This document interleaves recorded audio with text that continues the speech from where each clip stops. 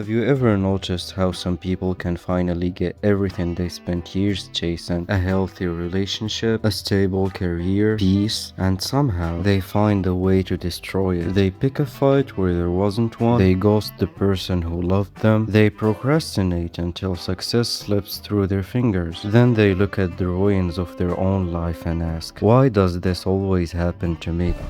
I just do things.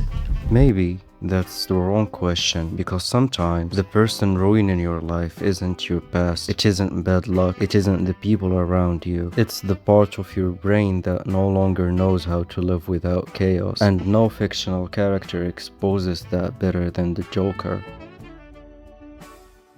Everyone remembers his laugh, his makeup, his crimes, but those were never the most frightening things about him. The terrifying part was that he had absolutely no interest in normal life. Money couldn't tempt him, power couldn't satisfy him, control bored him. He wasn't trying to build anything. He only wanted to interrupt what everyone else was trying to build. Because for someone addicted to chaos, watching the world fall apart feels more natural than watching it stay together. It sounds insane until you realize how many people do the exact same thing. Not with explosions, but with their own lives. Psychologists have known for years that the human brain doesn't simply repeat what feels good, it repeats what feels familiar. If you grew up in a home where every day was unpredictable, your nervous system quietly adapted. It learned that stress meant survival, that silence meant something bad was about to happen. Your brain stopped treating chaos like a threat, started treating it like normal.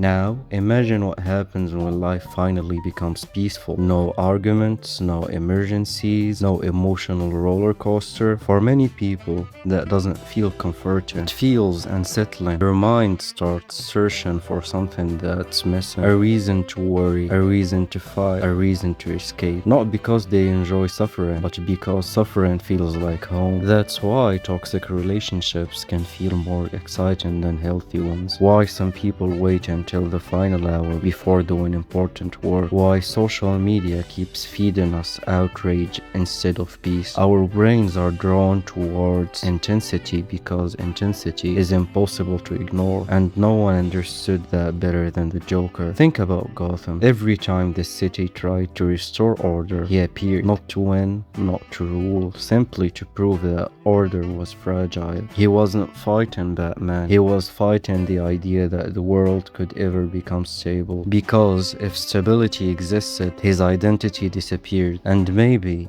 that's the real tragedy. I don't want to kill you. What would I do without you? The Joker wasn't free. He was imprisoned by his own need for disorder. He couldn't enjoy peace because peace offered him nothing to react to. Without conflict, he had no purpose. The uncomfortable question is whether we're becoming a little more like him every day. We wake up and immediately search for stimulation, notifications, arguments, breaking news, drama. Our attention has become so conditioned to constant excitement that quiet afternoons feel strangely uncomfortable. We've confused being busy with being alive. We've confused emotional intensity with meaning. We've confused chaos with purpose. But here's the truth most people never hear. Peace doesn't feel peaceful at first. It feels unfamiliar, and unfamiliar things often trigger fear. That's why healing can feel boring. That's why healthy relationships sometimes feel less exciting than toxic ones. That's why slowing down feels almost impossible. Your brain isn't resisting peace because peace is bad. It's resisting peace because peace is new. Real freedom isn't escaping chaos. Real freedom is reaching a point where you no longer need chaos to feel alive. Where silence doesn't scare you. Where a calm day doesn't make you restless. Where your happiness no longer depends on solving another crisis. Because the strongest people aren't the ones who survive the biggest storms. They are the ones who stop creating storms just to prove they can survive them.